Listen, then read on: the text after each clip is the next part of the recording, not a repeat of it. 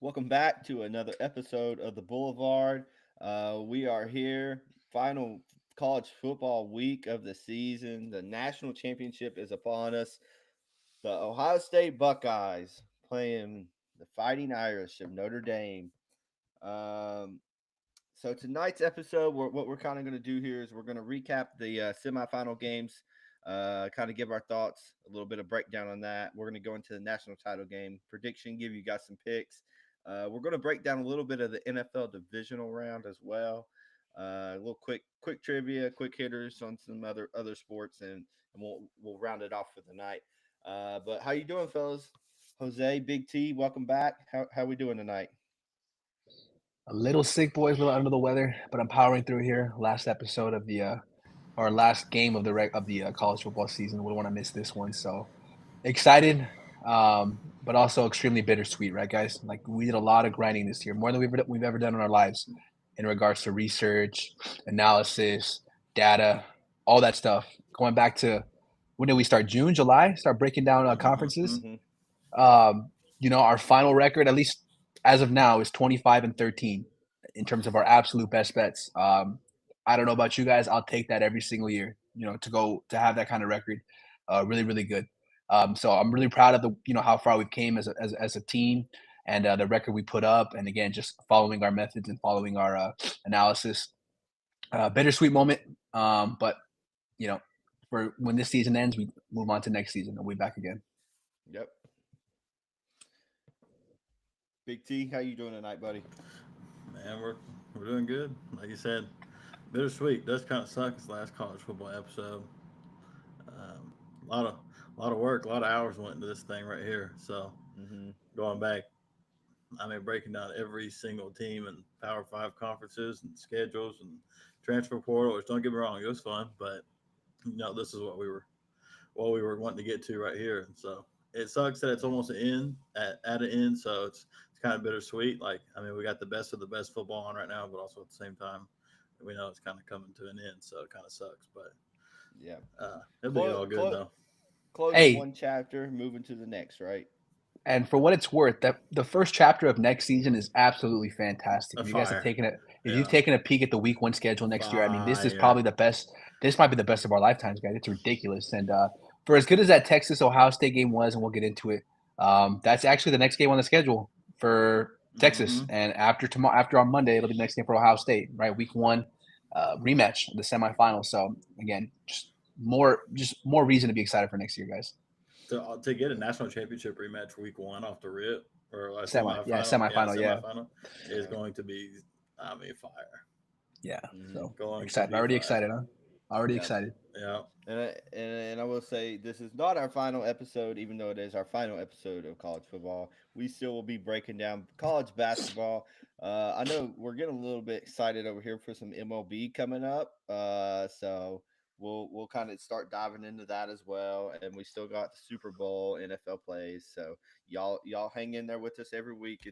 We're going to be here, breaking down games and giving predictions. But first, let's move into little quick breakdowns here of the semifinal games. Notre Dame pulls out the win 27-24 against Penn State. Covered that 1.5 and the money line. Over hits as well. My Notre Dame 8 plus 800 future ticket is alive for now. Um, I don't really know if it if it will make it past Ohio State, but Well, in the what's your books, mindset, John? Are you planning to hedge this one out, or what do you, as of right now, what do you no, think? Letting it ride? no. I mean, it's worth it to let it ride. I mean, it still has value to me, right? I mean, if anything, I Yeah, lose the half unit. If not, I win. I win 6 units or something. It's worth letting it ride at this point. right.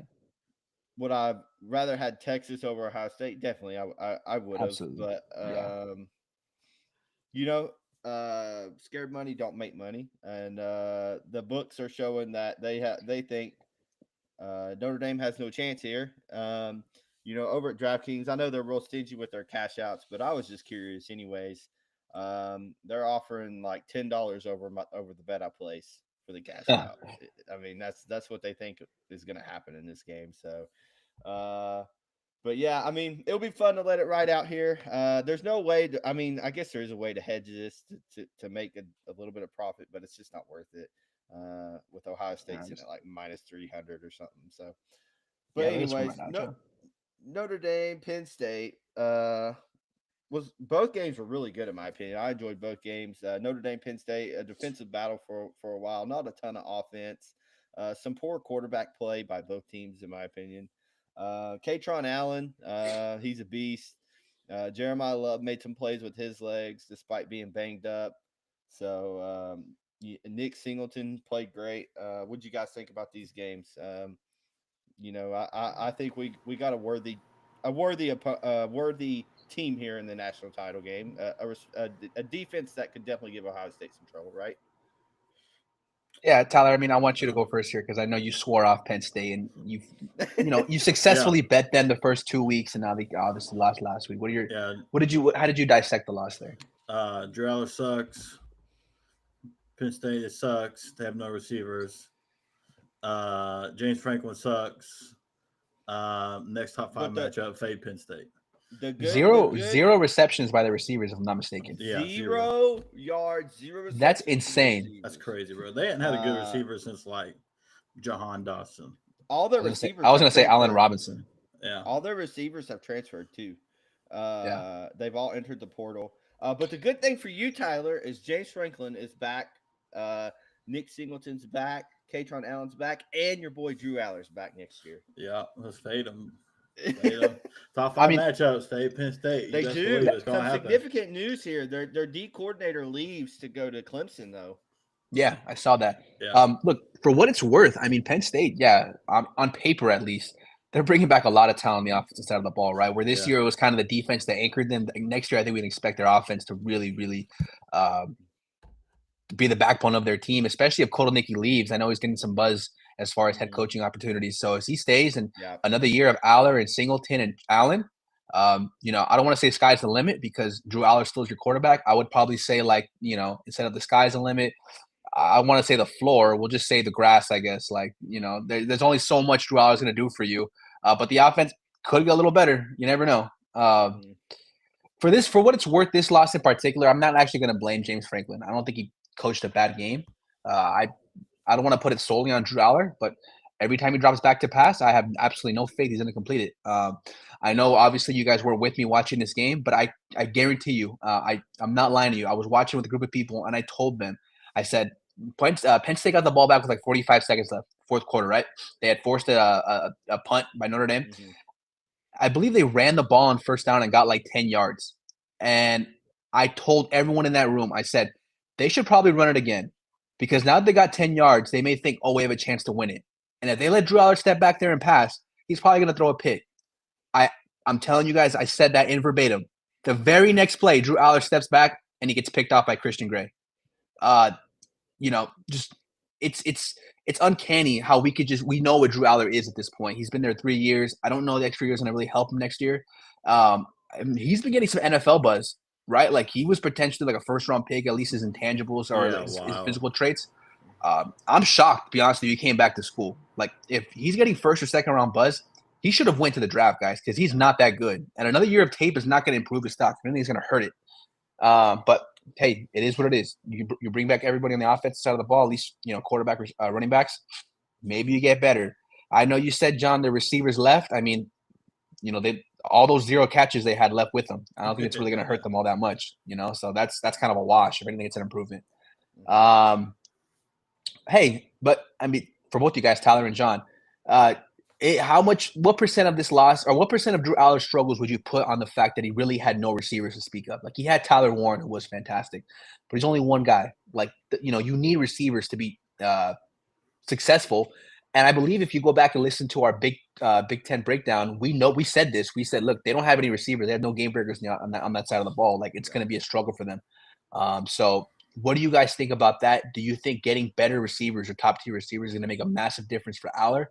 Or do you think he is who he is, regardless of who he has out there on the sidelines? I personally think he is who he is, regardless. I mean, a lot to process here. Drew Aller not going to the draft doesn't make any sense to me either. Yeah, He's physically gifted. All he's doing at this point is adding another year of his career to his, I guess, draft resume.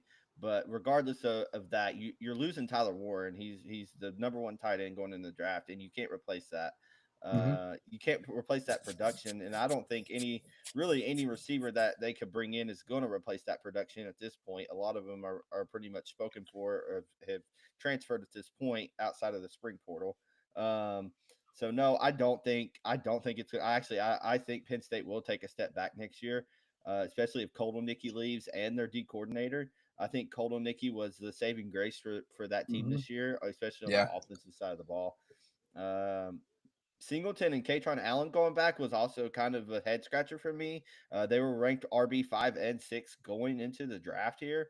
So that is kind of a head scratcher to me. I think they definitely could have ended up on a pretty good team and had a somewhat of a role out of the first year, right? But instead, they're going to put more wear and tear on their legs for another year. And if this team isn't anything what they were this year, it's just going to draft their draft stock, and running back draft stock anyways is one of the hardest ones. So yeah, it just don't make a lot of sense to me. I get it. You want to come back. You're getting paid good money now in college football, right? Your NIL money. It's worth it to come back, but I don't know. If you want Does to, anybody if you, feel like they're trying to replicate Michigan's model here? Like when JJ yeah, McCarthy came back and Blake Corum came back and yeah, Donovan I Edwards could came see back. that. Like they're trying to do that exact same scenario. And unfortunately, like James Franklin is not as good as a coach as as Harbaugh. I don't think Alex is as good a quarterback as McCarthy. I'm not even a McCarthy fan. I just think Alex is that bad. The Yeah, running backs maybe they're about even, but still, like I feel like they're trying to match that model. I don't know what the NIL collective is looking like over at Penn State, but they must have some deep pockets there because yeah, to convince Allen and Singleton to come back is a massive W for them. Mm-hmm. yeah. It'll be interesting to see where this team goes next year. I'll be intrigued to see who steps up at the D coordinator job, and Nicky has got to be on the top of the list for some head coaching jobs. So it'll be interesting to see kind of where the offense goes as well. Yeah. But yeah, I don't know. I don't really see much at it. And I know we'll break Notre Dame down here in a minute, but I know that Marcus Freeman's getting some buzz for the Chicago job.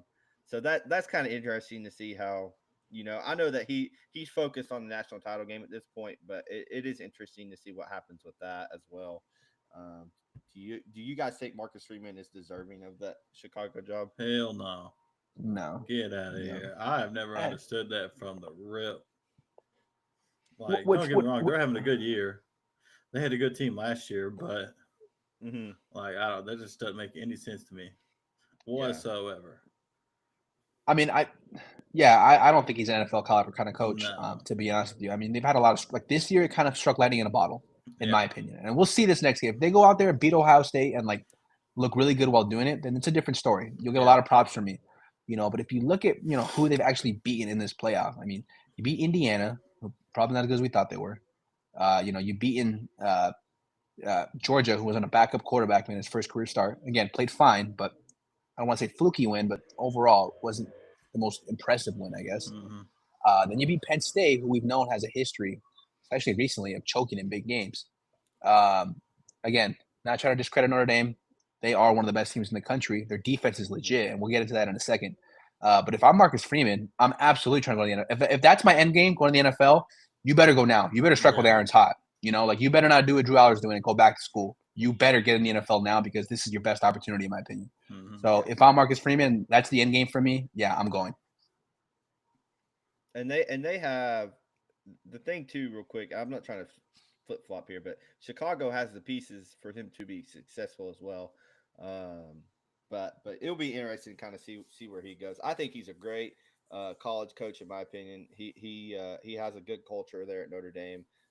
Pretty decent recruiter as well. But yeah, let's move on over here to the Ohio State Texas game. Ohio State comes out guns blazing. Texas finally kind of stepped up. In my opinion, Texas looked like the better team there for the second and the third quarter. Mm-hmm. Definitely gave them a run for their money. They were getting pushed off the line.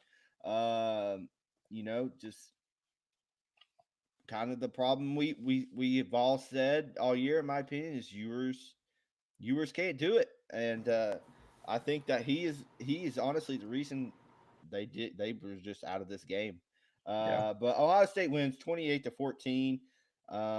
They cover.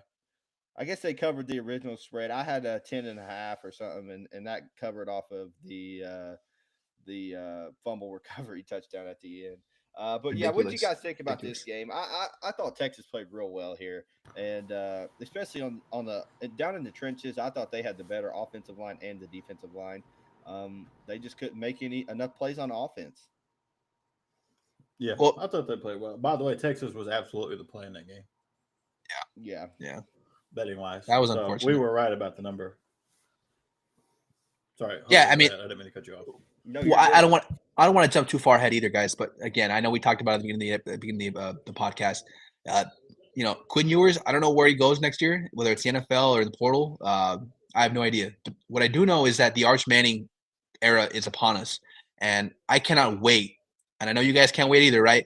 Week 1, Arch Manning making his first. I don't want to say first career star, but like his first real big time star against Ohio State in Austin. I mean, that's going to be a phenomenal scene, right? We'll see how good Arch Manning actually is.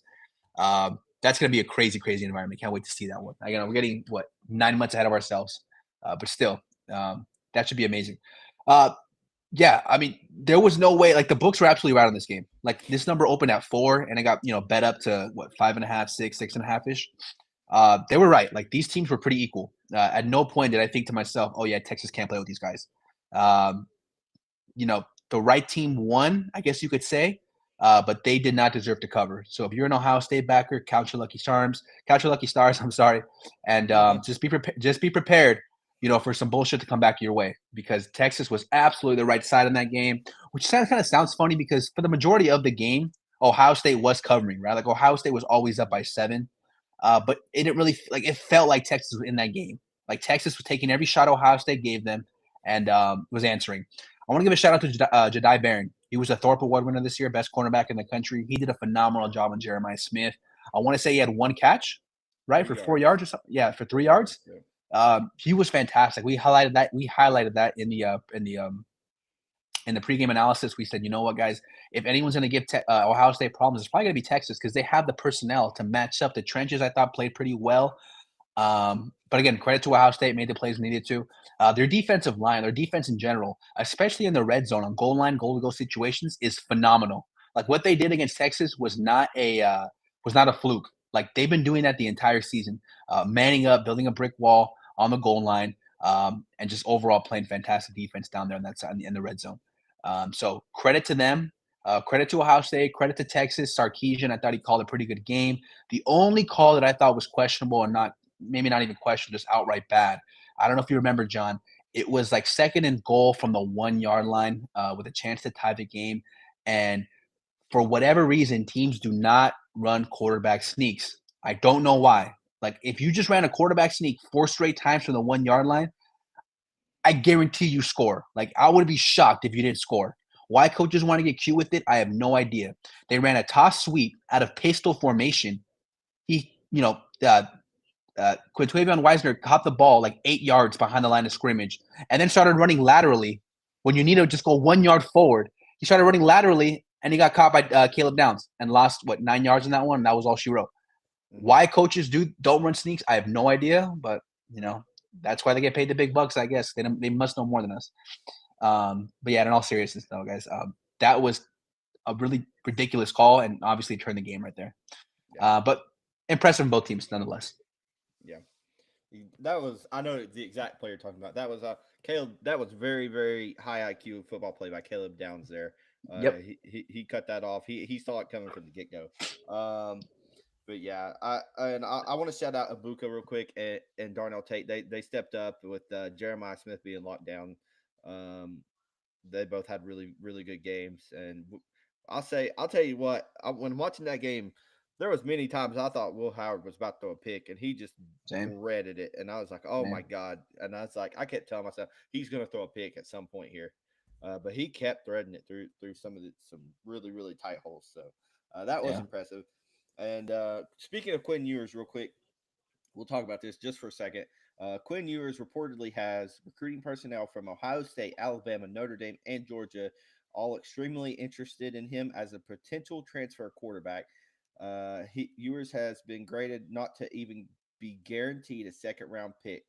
Many NFL scouts believe Ewers needs to stay a grad transfer, will make more money playing in college rather than the NFL.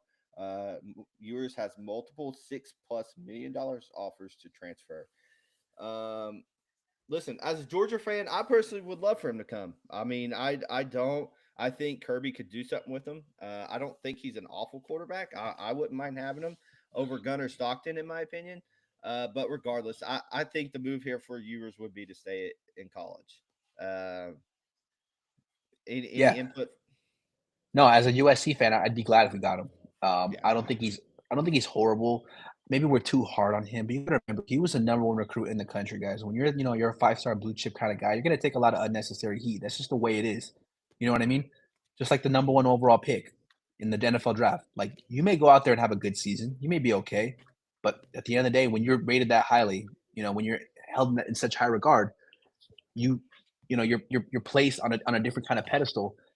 You're expected to do a little bit more. And Quinn Ewers, for what it's worth, has played fine. Like he's a good quarterback, but given the accolades and all the hype around him, we expected him to be great. And that's just the way it is, right? Let's just call a spade a spade. As an SC fan, I'd be glad to have him. I wouldn't be mad. I think he's still a fine player. He absolutely should stay in college, like for his own financial state. Like he would get way more money in this 1 year of college than he probably would, his first few years in the NFL. So, that's just my 2 cents. Yeah, I agree with that statement. Tyler, you got anything you want to add to that real quick? Yeah, I don't even think it's any debate of whether or not he should stay in college or not. And you gotta wonder the looming in the back of his mind of Arch right behind him, right? That had to have some impact on his play this year. I mean, but are we all in agreement? Like Texas did not want him back. Like they want Arch to start. No, absolutely. It's Arch season. Yeah, and he knew it, and Arch knew it, and the whole fan base knew it. Yeah, and that's the under that's the tough part for Sark, which is why I give him so much credit, because he's been able to maneuver this entire season, this entire scenario, pretty damn well, right? Yeah. Like we all knew there was going to be crying for Arch, but for what Sark did as a coach and how he handled the whole entire situation, fantastic job by him. And it's tough for him to come out here and just flat out say or flat out deny that they want him back. But we all know, like he is not that he's not welcome back at Texas, but it's time to move on. You know what I mean? So for Quinn Ewers, it's tough because you played pretty damn well and you're still being forced out of your job for a guy who not even sure is better than you.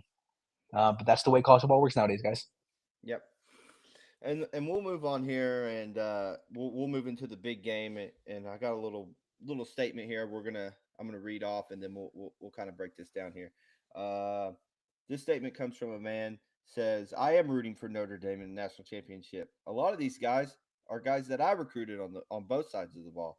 I want to see these guys win it all. I think they're in a great position, and I'm excited for them. I never left Notre Dame because I couldn't win a championship. You can win championships at Notre Dame. I chose another path because I wanted a different challenge." Oh, our boy Brian Kelly, he's excited for the Irish to go play in a national title game, apparently. He needs to be excited about getting some players to keep his own job. So he needs to worry about.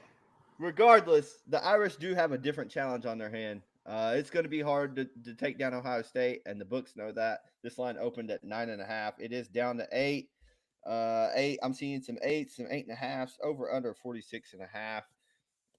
Notre Dame's defense is just going to have to play immaculate, and I do think they can do that. But man, is it going to be tough to beat Ohio State? I'm going to sit back, enjoy it, regardless of what happens here. Obviously, I'm pulling for the Irish with my futures, but I'm going to sit back and enjoy it. I made it this far with it, so why not let it ride out here? Big T, let's start with you. We'll let Jose kind of give a full breakdown of this game. What do you have to say about this Ohio State Notre Dame game? It's going to be a defensive battle. It really will be. I think we just kind of saw a foreshadow of this game, I thought, this past weekend. So it's so hard with these big numbers. Isn't this like the second largest national championship spread since like Georgia TCU or something like that? It's got to be up there. Yeah. I think that's what I heard today was like this is like the second biggest spread. I just hope it doesn't end up like that Georgia Like that TCU Georgia game. TCU, yeah, Yeah. same. Um, but I don't know. Part of me thinks that it's going to be kind of like this the Texas Ohio State game last weekend. Kind of low scoring. Ohio State's going to make some plays just because all around they have better players, and they pull away. Part of me thinks it is going to be the Georgia TCU game. Um, no, I think Notre Dame's better than this TCU team that was in the national championship a couple years ago.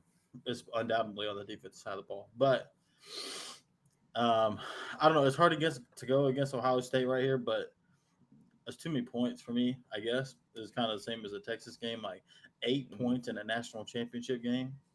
That's crazy to me. I don't know. Maybe on the wrong side of the fence, and Ohio State may pull it away. Um, may hope for somebody to score first and live bet it. I don't know yet, to be truthful. Um, but as of right now, I'm going to lean Ohio State. I mean, it's those it's that way for a reason. Um, and if they can get a couple turnovers out of Riley Leonard like he did in the Penn State game, um, Ohio State definitely has the offense to make him pay. And it's not Drew Aller back there, quarterback. And Penn State ran the ball great. They ran the shit out of the ball. And Ohio State can do the same. They've got two of the best backs in the country. So if they can get that run game going and Will Howard, kind of playing off that, then I could definitely see where Ohio State offense can roll. So for right now, I'm going to lean that way. I don't know if that's what I'm going to bet, but that's how I'm going to lean for right now. Yeah. I don't, Jose, I'm going to let you break this down in depth here. I don't know what the books need. I'm assuming it's Ohio State, money wise, ticket wise, whatever. I'm assuming Ohio State's taking a lot here. I know the line kind of did come down. There are Notre Dame backers, but the when I was watching listening to a podcast the other day, the belief was is a lot of Ohio State money is going to come in as this week goes on into the weekend into Monday, and the books are probably going to need Notre Dame. Regardless of that, my biggest fear here is Notre Dame is nursing a lot of injuries, especially on the defensive side of the ball. I worry about fatigue, them getting tired. Um, to be honest, and their offense isn't built to come from behind. Their offense is built to run the ball, manage the clock, let Riley Leonard use his legs, little quick passes, control time of possession, right? And I don't know if they're going to be able to do that. I'm real nervous about fatigue. I'm real nervous about injuries on the Notre Dame side of the ball, um, and just style of play. I don't like the matchup. I know I'm holding the Notre Dame future here, but I do like Ohio State to cover this spread at 8.5. I would play it to the opening of 9.5, in my opinion, and I would play the over as well. I think you could even see a couple of defensive touchdowns from Ohio State here on maybe a forced fumble or a couple picks off Leonard. So I lean Ohio State -8, -8.5. I'd play it to 9.5. I'm sure that's what all the books need is Notre Dame, but I don't really care. Ohio State's shown they're legit. They're elite. They can win by double digits. They did it against Texas, who I consider a better team than Notre Dame. And after what we saw last week, and I worry about Notre Dame's injuries, fatigue, and style of play for this game. But I'll turn this over to you, Jose. Kind of let you break it down, and we'll go from there. The Irish are on an immaculate run this season, guys. They've covered 11 straight games against the spread. I mean, that is a ridiculous number. So anyone's betting Ohio State these last 2 months, 3 months, you're probably rich because again they've been on a historic run, and much credit to them, Marcus Freeman, covering every game out there. That's a real skill that needs to go that shouldn't go unnoticed. No, look, you talked about it, John, injuries, and you kind of talked about Notre Dame's injuries, but I want to focus more on the offensive side of the ball. In that game against Penn State, their left tackle, Anthony Knapp, their true freshman left tackle, stepped in week 1 when their original starting left tackle was out towards ACL. Knapp, has played honestly pretty well, considering he was a true freshman, and he kind of held his own this entire season. Well, he went down, and he's not coming back this next game. He's already been ruled out. So they had to put in Tosh Baker, I believe his name was, a 6'8", 350-pound senior. A lot of experience in terms of academics, but on the field, he only had 50 snaps this year, and it showed because Abdul Carter and Denai Dennis Sutton ate his lunch. They took him to the cleaners, took him to the woodshed. He did not hold up well on that left side of the ball, on that left side of the line, which is massive. Because Ohio State, all of a sudden, Jack Sawyer and JT Tuimoloau are playing like the 5-star blue chip prospects they were hyped up to be. Like we've been waiting for this kind of output, this kind of performance from them, really their entire 4-year tenures at Ohio State, and now we're finally get to see it. I know Jeremiah Smith, Travion Henderson, Quinshawn Judkins, Will Howard, all these players get all the love, Emeka Egbuka, but their defense has quietly been outstanding these last 4 games. Really the reason why they made the national championship and why I think they're going to win the national championship. I don't want to overthink it, guys. Like, I think the Buckeyes are the best team in the country. We've been saying it for a few weeks now. Like, this is probably the most talented team in the country. They, in terms of on paper, they are the most talented team in the country. And if they could just put it all together, they're probably going to be your national champions. I think 8 points is honestly a little too low for me. Like, I would assume the spread would have been 10. I think it did reach 10 at one point, right, John? Then it immediately got bet down. Yeah. I'm not going to overthink it, guys. I think the Buckeyes should blow this team out. Again, not the strongest handicap there, but from what I've seen, out of Notre Dame, I mean, what does Notre Dame really do well on offense? Like, honestly, like Jeremiah Love's clearly not 100%. Their best receivers are former walk-on. Leonard can throw, but he's not consistent with it. I don't really know what Notre Dame is going to offer Ohio State that's going to give them any trouble. I think they played offenses that are clearly much more talented than what Notre Dame's going to bring to the table. I would even argue Tennessee's offense is probably just as talented as Notre Dame's. Oregon's offense is much more talented than Notre Dame's. Texas' offense is by far more talented than Notre Dame's. So you can make a pretty good argument that this is the worst offense Ohio State's going to face this entire CFP. So I think 8 points is too low, to be honest with you. I'm really keyed in on that left tackle position. If it's Tosh Baker, I think Ohio State wins going away. Too much pressure. If they go with the original start of the season, I believe his name was Charles Jagushua, who tore his ACL, then miraculously came back last week. Maybe it's a different story, but I honestly feel like that's going to be the key of the game, that Ohio State's D-line is going to create too much pressure, too much chaos for Notre Dame's offensive line. Riley Leonard, Marcus Freeman, again, kind of like this black magic voodoo type stuff that the Chiefs have been pulling the NFL this entire season. They keep winning games, pulling games out of their asses. All the credit in the world to get here, to get this far. I think this is where it ends. The matchups just favor Ohio State way too much. They should be able to run the ball here pretty effectively. And Will Howard and Jeremiah Smith and Emeka Egbuka are much better than whatever Penn State was trotting out there at wide receiver and at quarterback with Drew Aller. So I'm taking Bucknuts. I've been riding them this whole playoffs. I actually faded them last week. That's what I get for fading them with Texas. They are the best team in the country. We've been saying it for a few weeks. And they are a deserving national champion, right? I think if Notre Dame wins a national championship, I'm sorry. Do we all truly believe Notre Dame's the best team in the country? No. Is that a weird question to ask? Like, do you understand what I'm saying? Yeah. Like, if Notre Dame, I definitely understand what you're saying. Yeah. like if Notre Dame wins, do we think they are truly the best team in the country? Because I don't, and I know they just won the national championship, but I'm just saying I don't think they are. Right, Tyler? I agree. They've had a great draw in the playoff too. If Ohio State wins the national championship, like, would you say, yeah, they're the best team in the country? Yeah, for sure. Because I would say, yeah, for sure. You know what I mean? Yeah. So it just feels right. Like, the Irish, great story. Like I said, covered 11 straight games. Marcus Freeman might go to the NFL just based off what he's done this year. But I think Ohio State, guys, is the best team in the country. They've been this way the whole season. Had some hiccups along the road. They needed that. This is where they put it together. Ryan Day finally silences all the doubters. Give me Bucknuts, dropping 8. I think this goes higher. I think this might touch 10 again by the time this thing kicks off. I don't want to say a route. I don't want to say TCU, Georgia type stuff here. But I'm really struggling to find where Notre Dame's going to attack Ohio State. It's going to give them a lot of problems.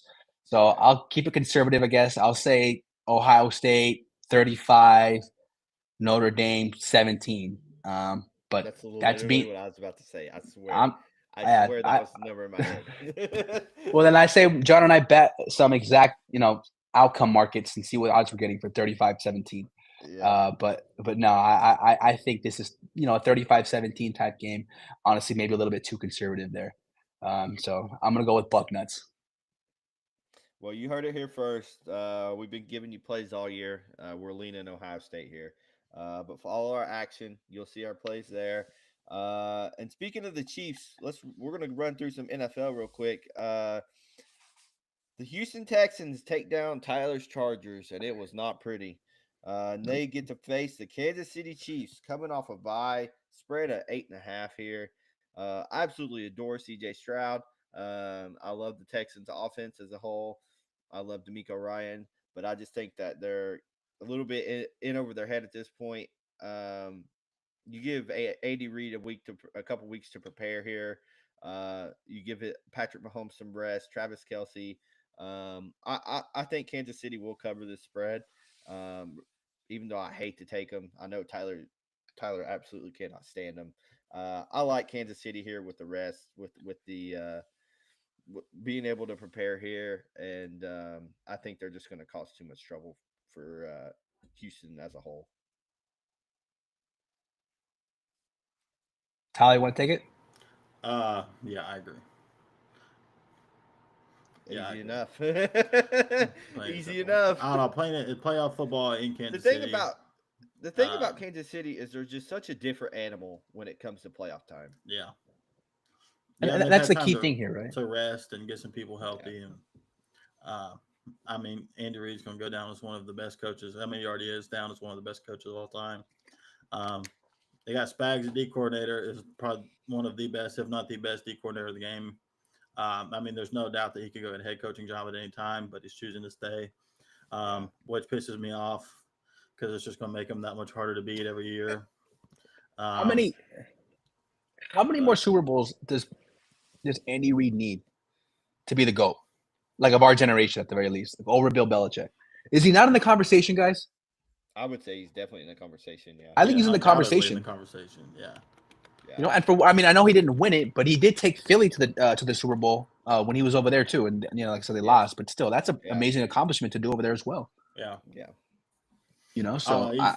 He's done it in a shorter time period as far as in Kansas City than Bill did throughout his tenure at New England. If they pull it off this year, I think you got to make an argument for him. For if he sure. gets two, let's say he gets two more, you know, a couple more, where would you put him at? Just you personally, would you put him in front of Belichick or no? I don't know. I mean, I feel like I would. I think it was regardless. Because of, we, I think it was more Tom over Belichick. I mean, you had the greatest quarterback of all time. Uh, but I don't know. I know it's a team thing. It's a team effort, right? But I credit more the Belichick success for Tom and Gronk and some of the teams Mhm. that they put together, Edelman and Amendola. So agreed, yeah. agreed. I know you got Patrick Mahomes, but you can argue that the Chiefs haven't really had a receiver the last few years since Tyreek left. Oh, well, I mean, they're constructed the same way that the Patriots were, right? Yeah, Like a pretty solid defense, and they have an amazing quarterback and an All-Pro Hall of Fame type tight end. Brady had Gronk, and the Chiefs had Kelsey, they obviously. can deploy multiple running backs. Yeah, it doesn't really matter who's back there. So they kind of follow that system to a T. But just to round out the actual spread pick here, I'm going to take the Chiefs as well. Conventional wisdom tells me to take the Texans because every game the Chiefs play is close. But you guys are right. I mean, they're probably going to flip this switch here in the playoffs. They've been here multiple times. I'm still not a believer in CJ Stroud. So I think the jury's out on him as an NFL quarterback, to be honest with you. But yeah, I'll go Chiefs here as well. yeah, I mean, you take away Nico for the Texans and Yeah, they struggle, and that's just they something lost. couldn't do. They lost Diggs early in the year, and so it just makes it hard. There's so much focus on Nico, and yeah, For whatever I reason, agree. we were trying to have Christian Fulton man Yeah. up Nico and got absolutely abused the entire game. Didn't work, Conti. No, it didn't work at all. Wasn't even And kind of close. we'll move over here to the offensive rookie of the year. Some of the greatest performances I've seen from a young quarterback. The Washington Commanders go to play Detroit. Does it end here? Finally, does the Washington Jaden Daniels run in here? The spread most certainly thinks so. 9.5, a lot of points. Detroit's so good this year. Getting rest. They got Jameer Gibbs. Sounds like Montgomery's might be back for this game as well. They're just a complete team in my opinion. 9.5 is a lot. I actually slightly lean Washington to hang in there and cover. I think this might be about a touchdown game, but who knows? Detroit could absolutely blow them out. My only concern, I know Goff's pretty efficient, but he does have those couple games here and there where he throws multiple picks. For the sake of it, I'll take Washington plus 9.5 here. I have no read on this game whatsoever. I'm not a big believer in Jaden Daniels on Washington this year. I think it's more luck than anything. But they've been making me eat money. I've been fading them these last few months, I guess, and they keep winning. So maybe you're right, John. Maybe it is the year of Washington. But no real strong play for me on this one. I will say Marshawn Lattimore was absolutely getting cooked against Mike Evans, and I expect Amon-Ra to do the same thing. Yeah, he's not very good, huh? Yeah. Big T, you got anything you want to add in there to this game? Yeah, I mean, Tampa shredded their defense, and they had a couple of turnovers, but it wasn't anything necessarily that Washington did. It was self-inflicted wounds on Tampa Bay's part. So I don't see Detroit making those same mistakes, and I just think that there's too many weapons on offense. And look, Washington, they drove the field pretty well on Tampa Bay, but when they got in the red zone, they just couldn't score. Yeah. And if that same Detroit defense shows up as they did in the Vikings game, I think it could get pretty ugly, to be honest with you. It's a great story, and I love what Dan Quinn's done up there in Washington in a short time with Jaden Daniels, but I think it does come to an end here. Too many weapons on the offensive side of the ball for Detroit. I mean, when they can scheme up a right tackle pass to Penei Sewell and hand the ball off to him when they have not saying that's a great basis to go off of or play calls to do, but they do have those options and they can do them. They've just got way too many weapons. They've got one of the best offensive lines in the NFL across the entire board. And Jared Goff really doesn't have to do a whole lot. You know what I mean? Yeah. So he's a game manager. He's a game manager, and with the weapons that they have, I mean, they can do literally whatever they want on the offense side of the ball as long as they don't turn it over, don't have self-inflicted wounds. It's going to be really hard to keep up with them because they're going to score points. So, and damn good game manager at that. And we'll move on to two of the other two games that I'm more excited for personally. The Rams playing Philly. Philly is -6 over under a 44.5. Man, this one's tough for me. I don't know what it is about Philly. I always love to bet Philly. I like Philly. I like Jalen Hurts. I love Saquon. I love AJ Brown. I love Devontae Smith. But man, does Jalen Hurts look like shit? It does. God, they're so reliant on Saquon and AJ and Devontae. I don't know what to do here. I think LA could win this game outright. I want to play Philly. My heart says Philly. My brain says LA. I don't really know what I'm going to do here, but I'm definitely going to enjoy this game.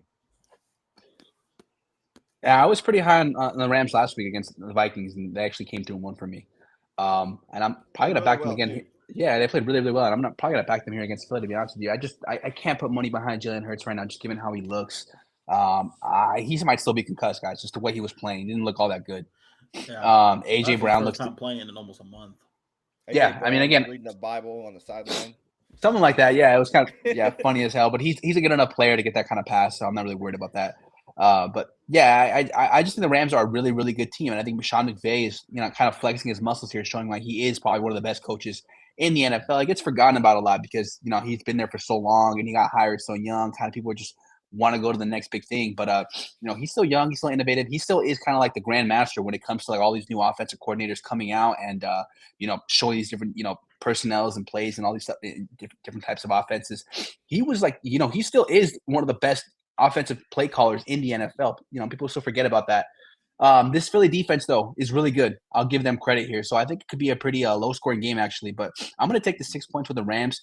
I think they're kind of live. I think this team is actually one of the better teams in the NFL, one of the more underrated teams in the NFL, and their defensive line is ferocious. Now, Philly has a pretty damn good O-line to combat it here, but if the Rams D-line can get pressure on Hurts and make him, actually throw the ball, I think, they would fancy their chances like that. So I'll take the Rams getting 6 personally. Yeah. With Jared Tyler, you might be able to answer this. Would Jared Verse be lined up against Lane Johnson in this game? Is that correct? Yeah, I believe he would be. Yeah, that would be a heck of a matchup. Jared Verse has been incredible. Like you said, Yeah. the defensive line has played really well. Mhm. And you really, a lot of people don't talk about him, and they're almost I don't know, it's just weird. They just don't talk about him. But Cooper Cup, Puka Nakua, Kyron Williams, they're just very dominant, very, very good offensive players. Matthew Stafford's one of the better quarterbacks that's ever played in the NFL, in my opinion. Yeah, Stafford But is a fantastic player, like Hall of Fame yeah, type player, absolutely. And I honestly think Puka Nakua is could be a top 5 wide receiver in the NFL. Like I think he's Yeah. really, really good, guys. I'm very, very high on this game. I think he's a fantastic type of player. I know it's kind of high praise because when you think of like Jamar Chase and Justin Jefferson, you don't really think of Puka Nakua, but I honestly believe he's right he's there. there. Yeah, Maybe he it's is just there. me, but I honestly think he's right there. He just Mhm. doesn't get as much attention as them. Yeah. But it's because he keeps his head down. He works hard and he doesn't show his ass on the field. And Yeah, so that's true. Big T, you got anything you want to add? No, I agree with everything you said. Rams up front. I'm not going to say they're going to stop Saquon, but maybe can stop him down. At least put Jalen in some situations where he's going to have to throw the ball. Mm-hmm. And if they beat them throwing the ball, then good for them. But that's at least good. I would rather that than Saquon get the ball 25 times and him just run for $150 down my throat. So Yeah. I would back the Rams in this one too. Yeah. Last but not least, might end up being the game of the year. The Ravens are playing the Bills. This line is flipped. Baltimore opened at +1.5. They are now -1.5. One question I've been thinking about it all day. I wanted to ask you guys. And I know a lot of people are asking it here. Josh Allen or Lamar? Who would you rather have as your quarterback? Lamar. Flip a coin. Honestly. Yeah, it's tough here. I was listening to another podcast, and I really liked how they broke this down. And I kind of agree with them here. With the Bills, you're mainly betting on Josh Allen to do it all. With the Ravens, you've got good coaching, you got good defense, you got a good running back, you got good supporting players, and you got Lamar Jackson as well. I I like Baltimore here. I think they can get it done for sure. I trust the personnel as a whole more than Buffalo's personnel, but I think this is going to be an absolutely fantastic game, possibly game of the year. We'll just have to kind of see. I know that Detroit game earlier this year was incredible. I can't even remember who they were playing that game, but it just was back and forth the whole time. It was against Buffalo, wasn't it? Yeah, Yeah, it was Buffalo. Buffalo. Yeah, I think this game. I thought that's why you brought it up. No, I think this game has the same potential here. I think it's going to have the same makeup, and it's just going to be back and forth. I absolutely love this game. I'll probably be on Baltimore here. Tyler, do you have a strong lean on this game, Tyler? I'm not going to say strong. I would lean Baltimore as well. But it wouldn't shock me at all if Buffalo wins this game. But the only thing that kind of what John said is keeping me on Buffalo is Buffalo's game plan is Josh Allen. And Baltimore can do different things with different players. And they have Lamar Jackson who can do everything that Josh Allen can. So they're going to run the ball. I think they get Zay Flowers back this weekend. Yes, they do. Yeah, and they didn't even really need him, but that just adds another piece to the pie. So I do think they get him back this weekend. So I'm so excited for this game. By the way, I don't watch a ton of NFL, but I'm so excited for this game.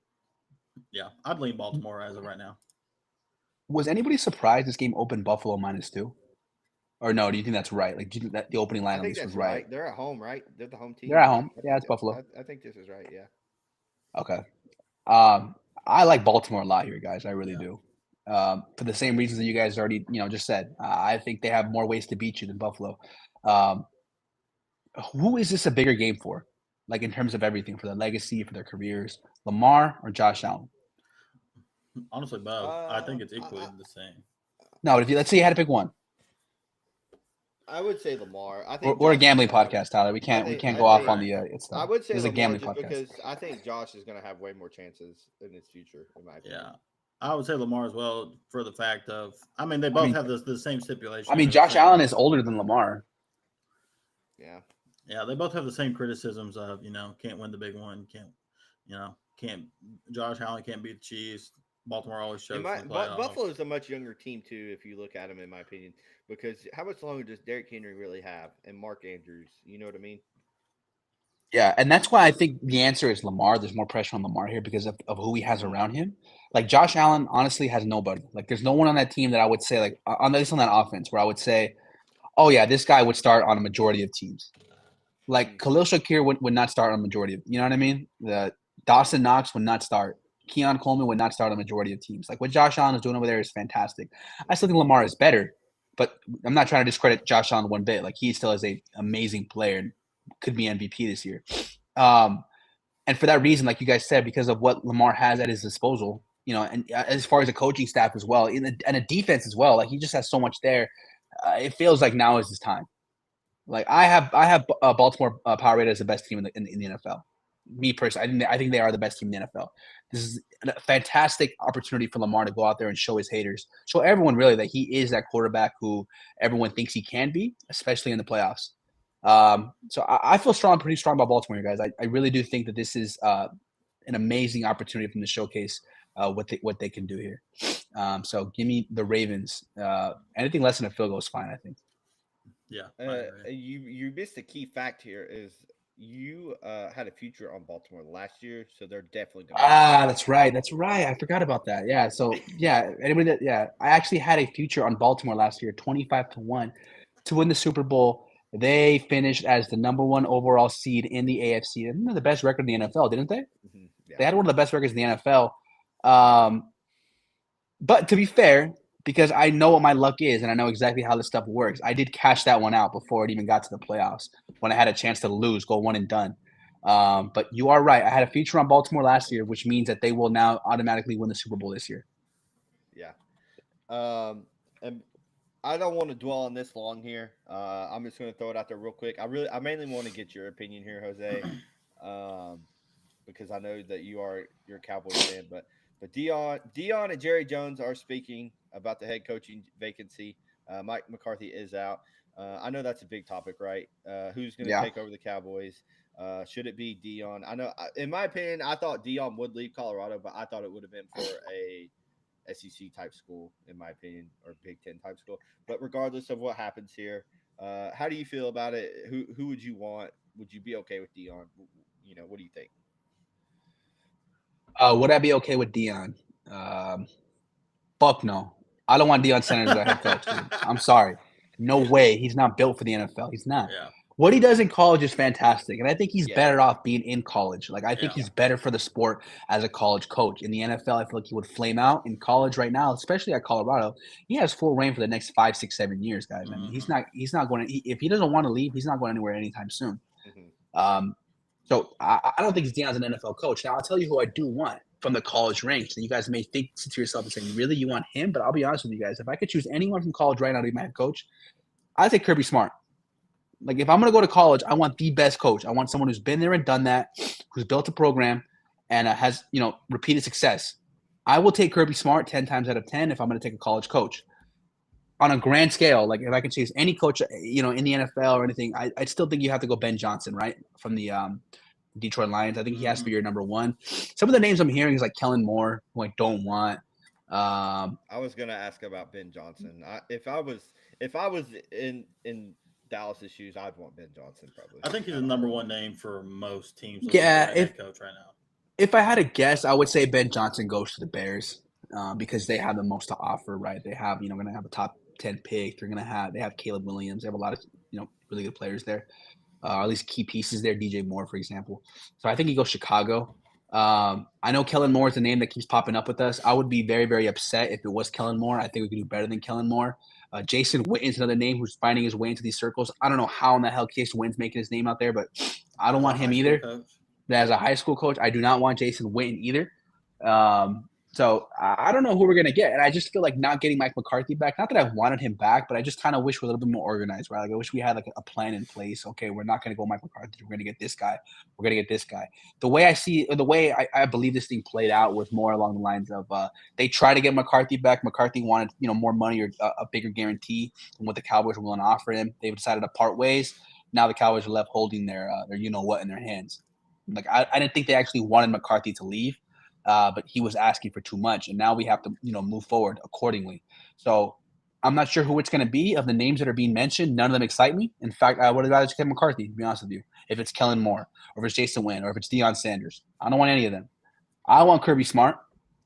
I'd be okay with Lincoln Riley. I'd be okay with Cliff Kingsbury because I want offensive-minded coaches. I think in the NFL right now, you have to go offensive-minded. But overall, the names that are being thrown out there right now don't entice me. So we'll see where we go. I mean, it kind of feels like a John Calipari situation, right? Yeah, it does. It does 100%. So we'll see how this thing plays out. But I'm prepared to be preparing to be disappointed overall.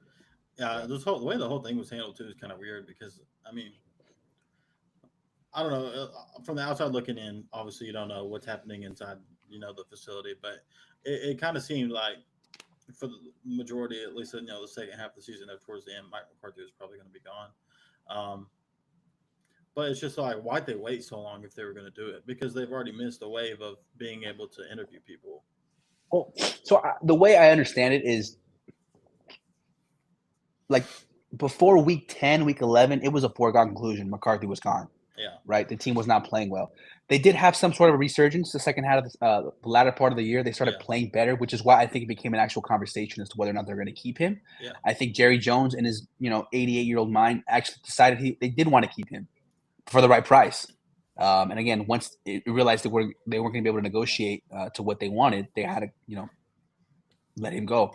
But I think initially the plan was to let him go right off the bat, and when he started winning games, the team was responding well to criticism, they were handling adversity well. They decided, you know what, we're probably gonna let this guy stay one more time if the price is right, and this is how it played out. Yeah. And so I was watching ESPN the other day. Sorry, Tyler. I was watching ESPN the other day, and old Unc was on the screen, and a couple other people were talking about it, and they're completely right here. Jerry Jones needs to keep his hands off the football. He needs to let it go and give it up. He has too much, in my opinion, and I agree with them, is he has too much say in what happens on the football side of the operations. One of them was a former player, and he said, "I've been there before. I've seen it." I said, "You got tourists walking around during practice, watching his practice. You got tourists and visitors walking around the stadium. It's just I know you're about the money, you're about making money, right? But if you want to win a Super Bowl, you need to take the football side of things a little more serious." Yeah, and unfortunately, that's just the way they are. Like their business mindset will always be number one, right? Like for them, it's business first, football second. No matter how they try to shake it down. For what it's worth, like I don't think Jerry's. I don't want to say he's not going anywhere anytime soon because he is like in his mid 80s. So who knows at this point? It could be any moment, But until that day actually comes, he will have his hands fully grasped on the Cowboys franchise. And I can't blame him. If I was 88 years old and I owned the Dallas Cowboys, you bet your damn life I'm going to be, spend the rest of my years, playing with the team that I bought, the team that I built up to be $5.5 billion.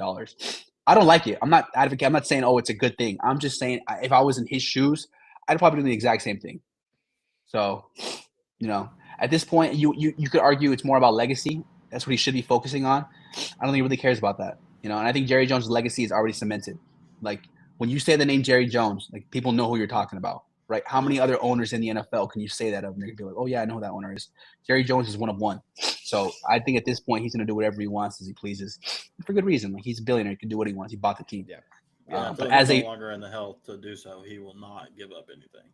Yeah. And as a fan of the team, it hurts me because I know that we could do better. If we had an actual GM, we'd be better. But it is what it is. The one thing I will give him credit for, though, is drafting. Like, we actually draft pretty damn well. Like, if you go look at our draft picks, especially our first-round picks, we've only missed on, like, one or two of the last 10 years, which is a fantastic record.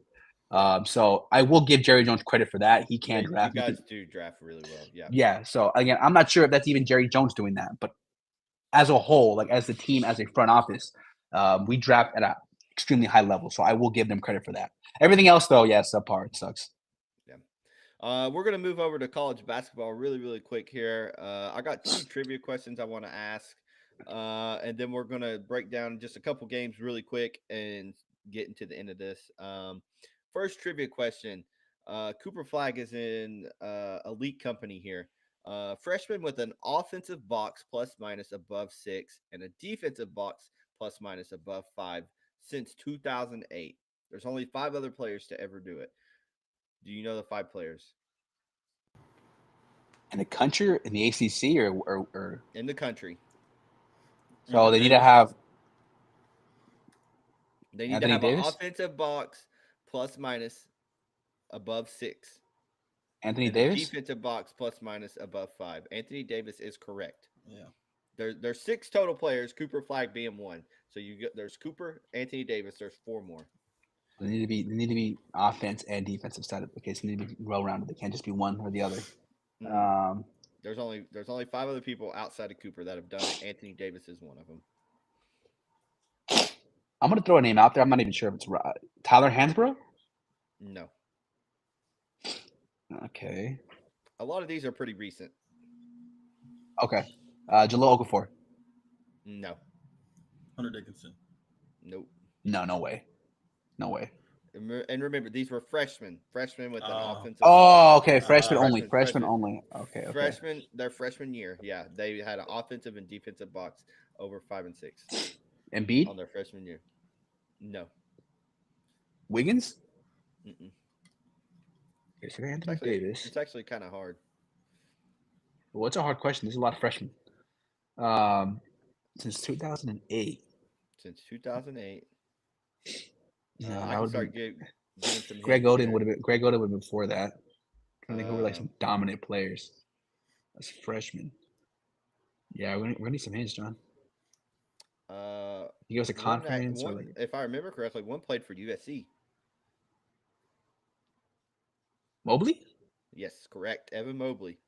Cooper Flag, Evan Mobley, Anthony Davis. You're missing 3. One played for Gonzaga. Oh, as a freshman? No. Petrushev? Mm-mm. He played for No. Oklahoma City now. Oh, Holmgren. Yep. Chet. Oh yeah. Yeah. Yeah, I'm thinking of big. Is there any? Are they all big men or no? The last 2 are yes. Okay, so they're all Yes. big men. Okay. They're all Yeah, that would One's make a little sense. bit older. He played for Kentucky. Boogie? Yeah, I was gonna say DeMarcus Cousins. Mm-mm. You're on Is the it? right track though. No, you're on the right track though. Cauley Stein? Mm-mm. Can't be Karl Anthony Towns, can it? It is Karl Anthony Wow. Towns. Hmm. And the Wow. last one played for the Blue Devils, blew his shoe out in a game. It's pretty Oh, common Zion? now. yeah, Zion. Zion Williamson. So he's in elite company. Kids playing elite. He's fun to watch. Put up 42 in his last game.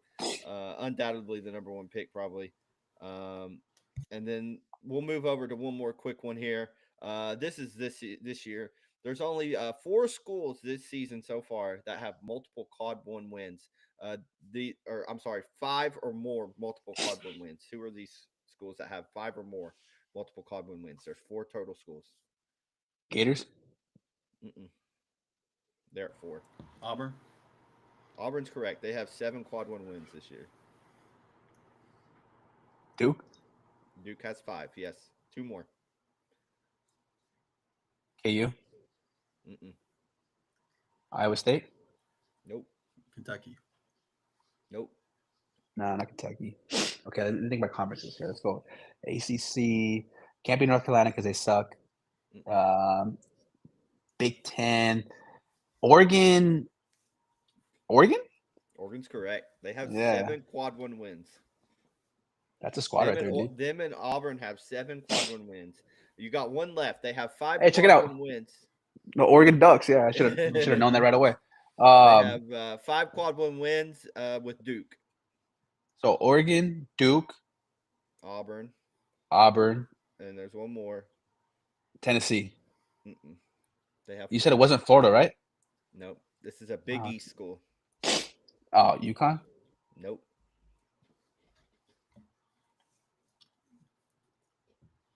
What? It's not you. Tyler, who the fuck's in the Big East? I mean, I know who's in the Big East. It's not Creighton. It's not Villanova. It's not Providence. It's not Seton Hall. It's not Xavier. It's not DePaul. It's not Georgetown. Who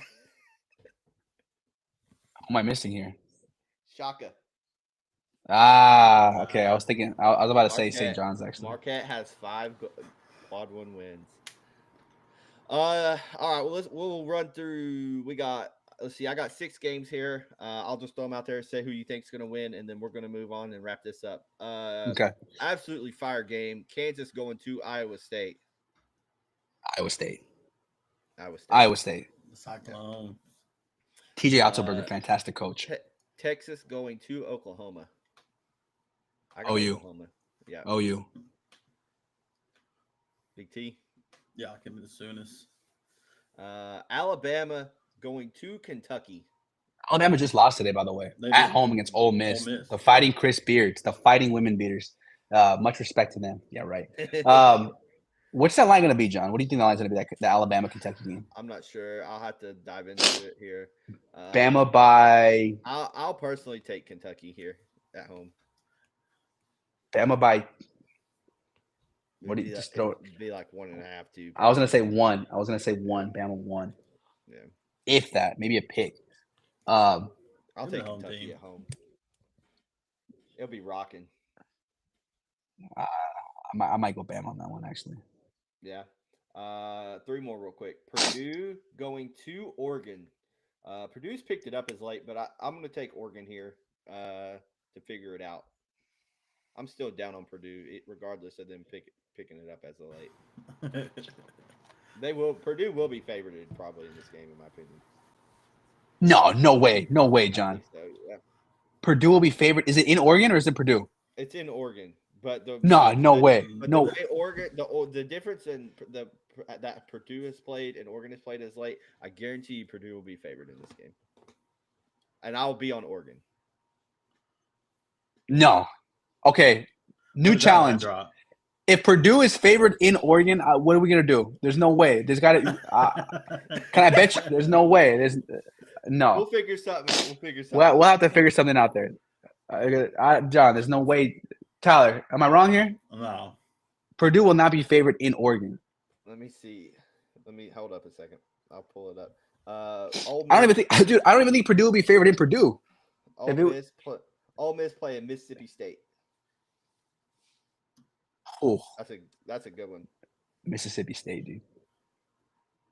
Mississippi State's good. Ole Miss is good too, but I think Mississippi State's really good. Big T, you got anything? Yeah, I'll take Ole Miss in that one. What is that? What is that Purdue Oregon game? Yeah, that's I need what I'm to. looking right now. There's not a line yet. The game is Saturday, but projection is Purdue -1. Crazy. What? Yes. So we're all taking Oregon. I'll be on Dude. Oregon. If Oregon is getting a point at home, I'll be on no Oregon. way, dude. That would be like the. I'm telling you, the projection is -1, Purdue -1, but I will be on Oregon. And then last game I have for us to cover is Illinois going to Michigan State. Illinois. Dude, Michigan State is soul rated in my opinion. Yeah. Michigan State is soul rated in my opinion. Illinois got a legit chance to make a run. Illinois has a fantastic point guard, by the way. I can't pronounce his last name. Casper. What's his last name, John? Yaka Jonas or something? Yeah. Yaka Jonas? Yeah, someone like he's a that. little baller. Very good. Yeah, very, very good. He has legit NBA future. Yep. All right, we'll move over to I'll give out a quick golf pick. Jose, you want to cover anything that's happening in the Australian Open so far? Anything significant happened, or any picks you're liking as of right now? Oh, speaking of, did you pick him up? Did you make your pick last night? On Ben Shelton, no, I actually fell asleep. But he did win. He won a straight sets, yeah. Yeah. And he did cover the spread, or the equivalent of the spread in golf. I'm sorry, in tennis. Nothing right now. Everything's kind of going the way I kind of thought it would, to be honest with you. I still think it's going to be Sinner Alcaraz in the final. I actually just watched Alcaraz right now beat Nikashioka Straight sets. in straight sets. Alcaraz looks phenomenal. There was a match yesterday. I know you guys know who they are, but it was Gail Monfils against Giovanni Yeah, Giovanni and Pesci Ricard. Phenomenal match. And Pesci Ricard is like one of the top prospects right now in the whole sport of tennis. Gail Monfils is like 37 years old now. The game ended up being a pick'em when it first went off, and Gail Monfils won in 5 sets. Fantastic match. Just goes to show the old dogs sometimes they still have some tricks up their sleeve. Don't always rely on these new young guns because experience in the sport of tennis matters more than other sports, especially these big time settings. So, some really good tennis so far, though. Really, really excited. As of right now, it looks like right. I hope I pronounced these right. Riley Opelka and Thomas Machik is going into the 5th set right now. Yeah, I'm currently watching. I've been watching this entire time actually. Really good match. Future wise, yeah, Janek Sinner plus 110, Carlos Alcaraz plus 300, the Joker plus 600, and Alexander Zephyr plus 900. Those are your favorites as of right now. Yeah, I expected to be Sinner against Alcaraz, and I would take Sinner. Yeah. I think Sinner's playing some amazing tennis. Yeah.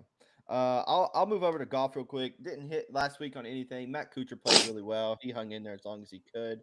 Nick Taylor pulled out the win in Hawaii. Actually chipped it in for eagle on the 18th hole to force a playoff. And then ended up winning it in the extra holes. This week we go to the Amex, a super big tournament that's played on 2 courses, 2 different courses.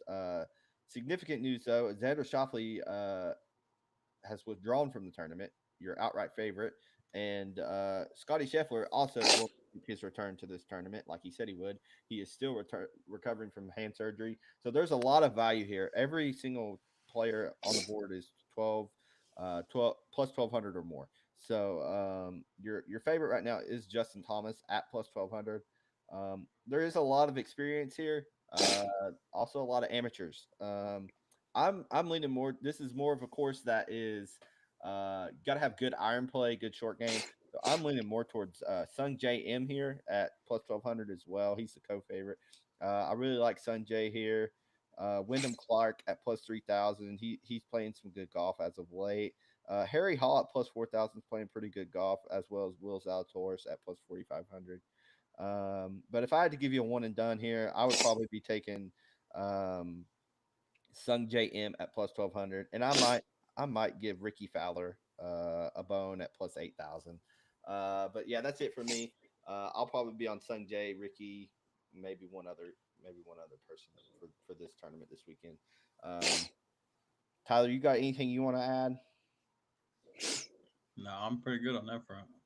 Yeah, you got Boy, Tyler's gonna anything, add some anything you're tennis, betting on? some golf knowledge on us real quick. Golf and tennis knowledge. Watching Arkansas blow this lead. Oh yeah. Well, y'all just keep following us on our actions for any basketball, NFL, national championship picks. We'll be posting it on Reddit as well. We'll post our national championship pick on Reddit. We appreciate you guys watching, listening. We enjoy doing this every week. We'll be back next week on Tuesday night, 9 o'clock Eastern, to do a recap of the national title game, and we will start to break down the remaining teams in the NFL and start diving into college basketball probably. And we'll kind of go from there. Um, Australia Open will it be over by next Tuesday? Right, it'll be over this weekend, correct? I don't believe so. I believe it goes the next weekend. Next weekend. Okay, so we'll have Jose go a little bit deeper into some tennis next week as well, because we'll be nearing probably the quarter and semifinals or so in that. So Yeah. but like I said, we do appreciate you guys. We are doing our giveaway still once we hit 50 subscribers. $50 gift card to we'll figure it out. We'll give you your choice of DoorDash or PlayStation or whatever, as well as some Boulevard merch. So you guys subscribe, share it, like, follow us on all of our actions on all of our social media, Reddit, whatever. We appreciate you. We love you. We'll be back next week, Tuesday night at 9 o'clock Eastern. Peace out.